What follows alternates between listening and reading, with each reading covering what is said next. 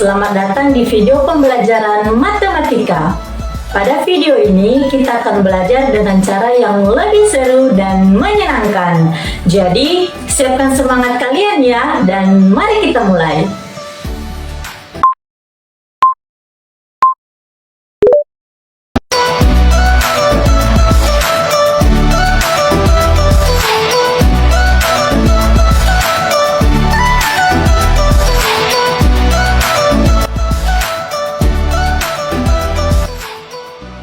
Pada pertemuan kedua ini, kita akan membahas tentang menentukan rata-rata atau min suatu data. Adapun tujuan pembelajaran dari materi ini yaitu yang pertama, peserta didik mampu memahami konsep rata-rata dari suatu data. Yang kedua, peserta didik mampu menentukan rata-rata dari suatu data. Yang ketiga, peserta didik mampu menyelesaikan masalah atau menarik kesimpulan dari suatu data berdasarkan rata-ratanya. Untuk itu, diharapkan kepada adik-adik untuk tetap fokus selama proses pembelajaran berlangsung. Adik-adik, kalau kita berbicara statistik, berarti kita sudah ngomongin data dong. Terkadang data ini terlalu banyak, dan kita harus mendeskripsikan data-data tersebut dengan lebih simpel kepada orang lain. Contohnya, mungkin kalian pernah ditanya sama guru, "Kamu biasanya sarapan pagi jam berapa?" Terus kalian jawab jam 6.00 Bu. Padahal kalau di data yang lebih teliti, sebenarnya kalian gak selalu sarapan jam 6.00 juga kan?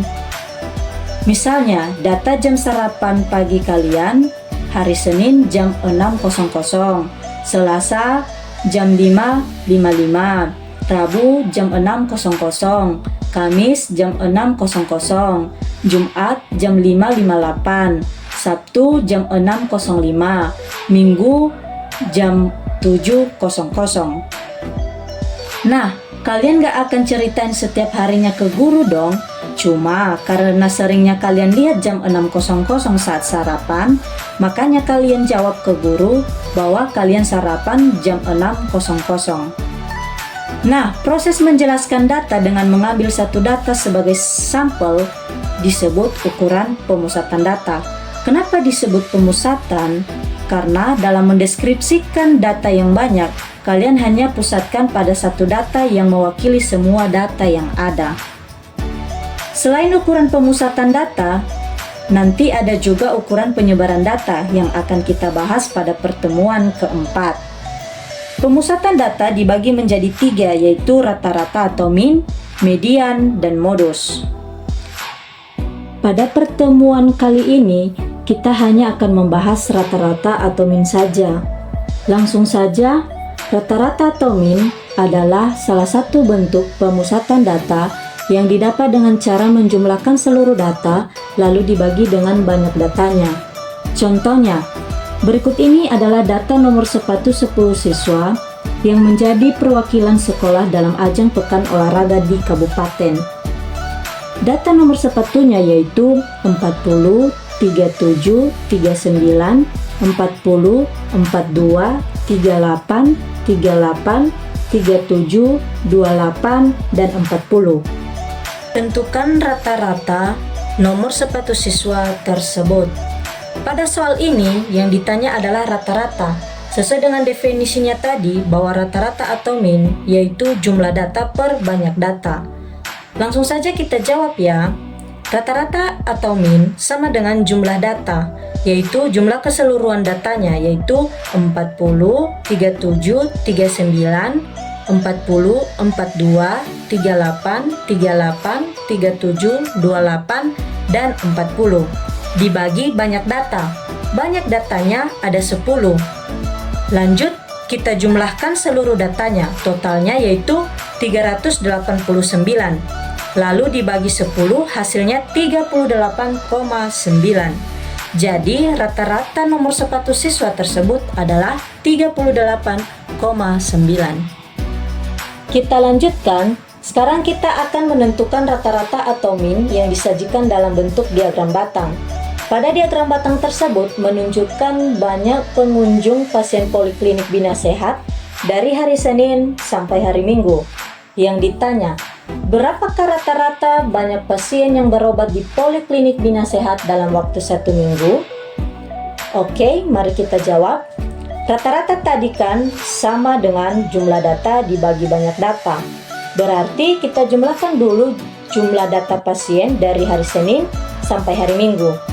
Hari Senin ada 18 orang, ditambah Selasa 20 orang, ditambah Rabu 19 orang, ditambah Kamis 23 orang, ditambah Jumat 21 orang, ditambah Sabtu 17 orang, ditambah Minggu 15 orang.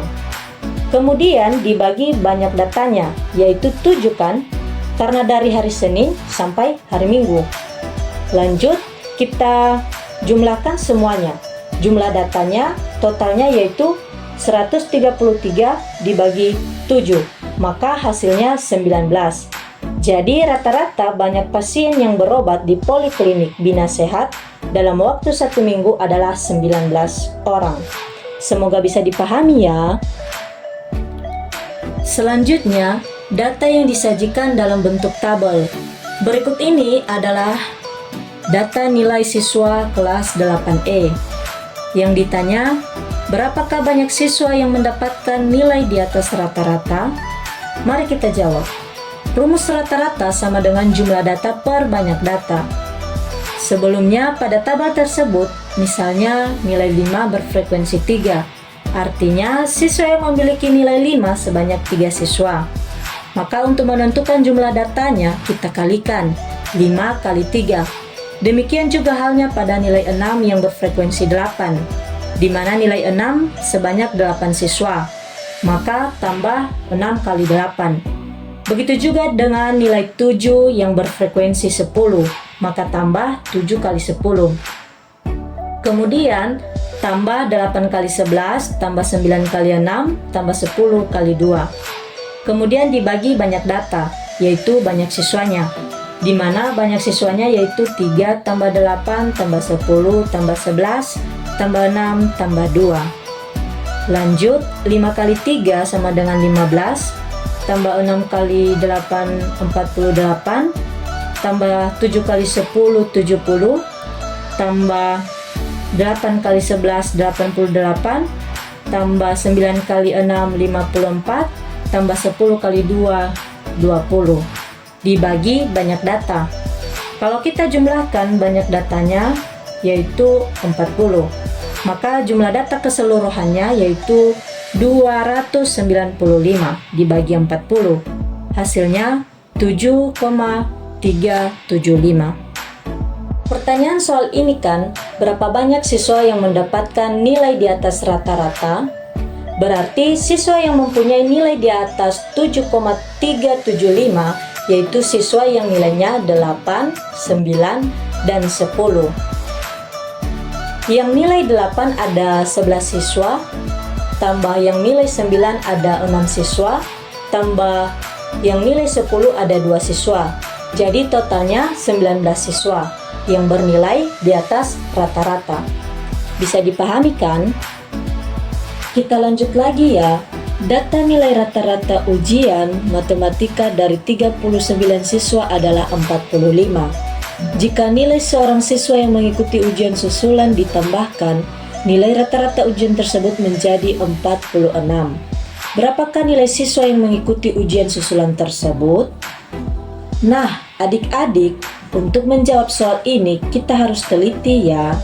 Karena di sini ada 2 kasus, yaitu yang pertama, rata-rata nilai siswa sebelum ada yang ujian susulan dan sesudah ujian susulan. Yang pertama, kita akan bahas rata-rata nilai siswa sebelum ada yang ujian susulan. Rumus rata-rata sama dengan jumlah data per banyak data. Secara aljabar berarti jumlah datanya akan sama dengan rata-rata kali banyak data. Jadi jumlah data sebelum ada yang susulan adalah 45 kali banyak datanya yaitu 39 siswa. Maka hasilnya 1755. Sekarang yang kedua, rata-rata nilai siswa sesudah ujian susulan. Berarti rata-ratanya sama dengan jumlah data sebelum susulan ditambah jumlah data yang susulan. per bagi data sebelum susulan ditambah jumlah data yang susulan. Kita misalkan dulu nilai anak yang susulan itu adalah N. Nah, rata-rata setelah susulan kan 46. Maka 46 sama dengan jumlah data sebelum susulan yaitu 1755 ditambah jumlah data yang susulan yaitu N per banyak data sebelum susulan 39 ditambah jumlah data yang susulan yaitu 1. Maka 46 sama dengan 1755 ditambah N per 40. Sekarang kita kali kedua ruas dengan 40, maka menjadi 40 kali 46 sama dengan 1755 ditambah N per 40 dikali 40. Kan 40 bagi 40 itu 1, maka 40 kali 46 yaitu 1840 sama dengan 1755 tambah N. Berarti N sama dengan 1840 dikurang 1755, maka N sama dengan 85. Jadi kesimpulannya nilai matematika siswa yang mengikuti ujian susulan itu adalah 85. Bisa dipahami kan? Untuk lebih memahami lagi tentang menentukan rata-rata atau min suatu data, maka silakan kerjakan latihan berikut ini. Adik-adik, dari kegiatan pembelajaran kita hari ini, kita dapat menyimpulkan bahwa rata-rata atau min adalah salah satu bentuk pemusatan data yang didapat dengan cara menjumlahkan seluruh data lalu dibagi dengan banyak datanya. Jadi, rumus rata-rata yaitu rata-rata atau min sama dengan jumlah data per banyak data. Terima kasih karena sudah mengikuti video pembelajaran dari awal sampai akhir.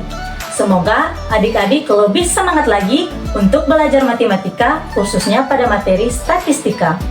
Sampai berjumpa kembali pada pertemuan berikutnya.